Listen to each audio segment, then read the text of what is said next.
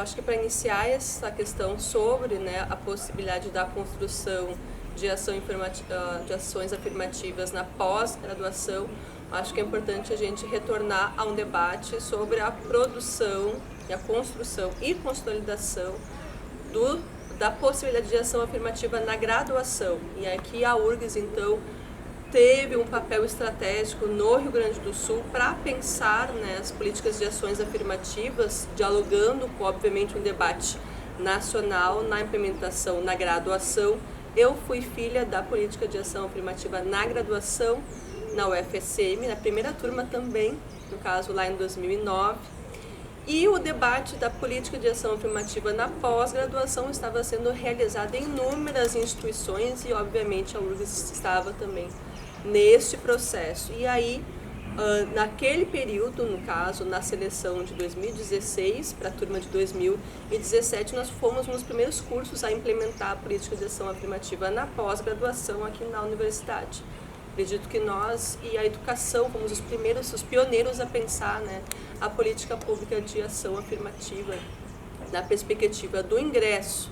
Então, nesse sentido, primeiro eu consegui acompanhar este debate nas instituições na qual eu estive, né, pensando a política de acesso, mas não só o acesso, pensando a permanência desses estudantes, tanto na graduação quanto na pós, a importância de se pensar para além da entrada, pensar o currículo na qual nós estaríamos inseridos para pensar a produção acadêmica a partir de uma outra perspectiva com a diversidade que é a nossa realidade nacional e aqui local. Então, a experiência da entrada, primeiro, a satisfação de ver a sociologia, né, sendo uma das pioneiras a pensar e implementar as políticas de ações afirmativas na pós-graduação. Então, me saltou aos olhos esta possibilidade e não tive dúvidas que aqui seria o local onde eu teria essa possibilidade perdão, de se pensar o acesso. Então, obviamente, fiz essa opção em fazer a seleção do programa de pós-graduação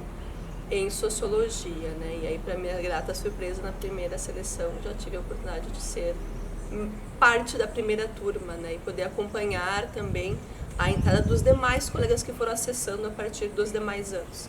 Então, o desafio de se pensar a entrada, né, e o quanto foi importante, eu acho, a sociologia ter esse pioneirismo, mas não só pensar a permanência desses alunos, pensar o debate em relação à pesquisa, aos grupos de estudo, né, esse engajamento também na produção de ciência. E eu acho que este programa, na minha avaliação, teve muito êxito em pensar esse processo inicial e, obviamente, está a cada ano, né, aprimorando o seu processo de ação afirmativa. Eu vi surgir a demanda, porque a demanda está muito vinculada ao maior ingresso de alunos negros, né, na graduação.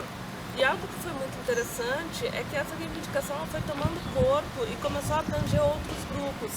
Então, o programa de ações afirmativas, né, da pós-graduação, ela incorpora outros grupos minoritários para além da população negra, né, tem os refugiados, tem a população trans, então ele é um programa mais abrangente. E, obviamente, eu consegui perceber, né, fazendo uma comparação, né, entre o período em que eu era aluna e o que eu vejo agora.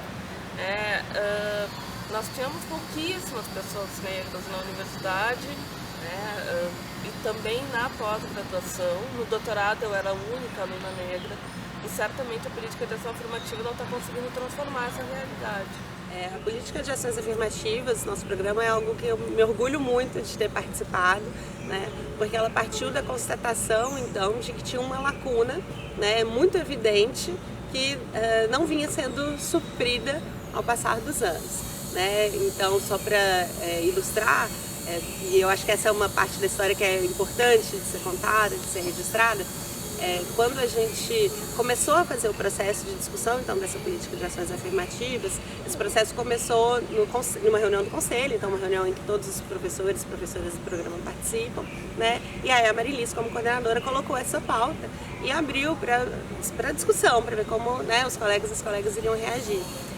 E uma das falas que para mim foi muito marcante foi do professor José Carlos dos Anjos, né, que ele pediu a palavra e falou assim, né, eu me lembro literalmente, ele falou assim: olha, A gente precisa de uma política de ações afirmativas porque estamos aqui todo o corpo docente do programa de pós-graduação em Sociologia e a única pessoa negra nessa sala sou eu, e eu sou estrangeiro.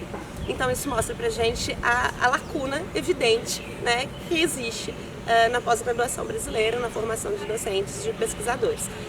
Isso produziu um impacto muito grande em todos ali presentes, né? Para mim isso foi muito marcante e então, de uma forma bastante consensual e unânime, se decidiu então que o programa começaria a construir essa política de ações afirmativas. Foi um processo que naquela época era ainda bastante pioneiro, poucos programas no Brasil, né, e inclusive na UFRGS estavam fazendo essa discussão de ações afirmativas na pós-graduação, né? As ações afirmativas na graduação já haviam sido um processo bastante discutido, bastante batalhado, né, sobretudo pelos movimentos sociais, pelo movimento negro, pelos estudantes, né? E na pós-graduação isso estava começando. Então a gente montou, a coordenadora Marilis, né, montou uma comissão, eu fazia parte dessa comissão junto com o professor José Carlos, junto com uma série de outras colegas e colegas, e a gente começou então a pegar modelos de outros programas, né, que já tinham feito essa discussão, discutir internamente, discutir na Câmara de Pós-Graduação, discutir na reitoria, e a partir daí então a gente resolveu instituir uma política, né, que deveria então versar sobretudo pela sinalização de que o programa, né, convidava pessoas, né, de públicos específicos a se inscreverem no nosso processo seletivo. Então, naquele momento, a gente decidiu então, que a gente teria que as nossas ações afirmativas se pautariam pela criação de vagas suplementares, né? Isso era importante para suprir qualquer discussão de que estaria tirando vaga. Não se trata disso, se trata de vagas suplementares, né? E os critérios que nós definimos, né, foram para pessoas autodeclaradas negras, né? Pessoas indígenas, né? A gente incluiu também de forma bastante original em relação ao que já havia até aquele momento, solicitantes de visto de refugiado ou visto humanitário, né, ou refugiados, né, porque a gente também identificava naquele momento uma demanda importante, e também de forma bastante pioneira pessoas trans. Se eu não me engano, nós fomos o primeiro programa da Universidade Federal do Rio Grande do Sul a criar uma ação afirmativa para pessoas trans, né? E nós criamos, né, dentro dessa política, um número de vagas proporcional ao que a gente identificava ser a demanda e também a presença dessas categorias na população brasileira, então com mais vagas suplementares para pessoas negras, né? Era em torno de 4 no primeiro momento, né? Mas criamos fórmulas, foi uma política super complexa, né? Para que a gente pudesse então de fato sinalizar que nós gostaríamos de ter pessoas negras, indígenas, refugiadas e trans fazendo parte do nosso programa, né? Essa política então foi discutida também em conselho e foi facilmente, né, no que diz respeito à política interna do programa, aprovada, né, sendo então instituída a partir de 2016 no PPGS. Como eu já disse, foi um dos primeiros programas, né, no Brasil, na UFRGS, a criar essa política. Essa política, então, esse ano, né, em 2022, ela está completando 6 anos. No texto da política, ela já previa, né, que fossem realizados balanços periódicos, inclusive, especialmente após 6 anos de implementação, e porque 6 anos para a gente ter o ciclo completo, né, de estudantes de mestrado e doutorado que pudessem ter ingressado, né, e serem formados dentro dessa política. E a gente está de fato agora, ao longo de todo 2022, realizando um balanço mais estruturado, né, do número de formandos que a gente teve, de ingressantes, né, o número de inscritos, então quantas pessoas se inscreveram, quantas pessoas efetivamente cursaram, quantos concluíram, quais foram as temáticas, quais foram, né, as orientações dessas pessoas, as pesquisas que produziram. O programa ele foi fundamental para a minha formação, assim, acho que se hoje eu sou docente universitária, tem muito a ver com o fato de eu ter sido aluna de um programa de excelência acadêmica. Então tem todos os meus professores, não só a minha orientadora, com quem eu tive um trabalho mais direto, que foi a professora Sinara, mas os demais professores, como alguém que me apoiaram muito nessa trajetória. E nós negros, a gente tem uma trajetória de superação dentro do sistema acadêmico. Ela é uma superação, tanto porque existem várias barreiras relacionadas ao racismo, relacionadas à discriminação, ao fato de que o trabalho do intelectual negro é um trabalho sempre posto à prova, sempre posto sob suspeita.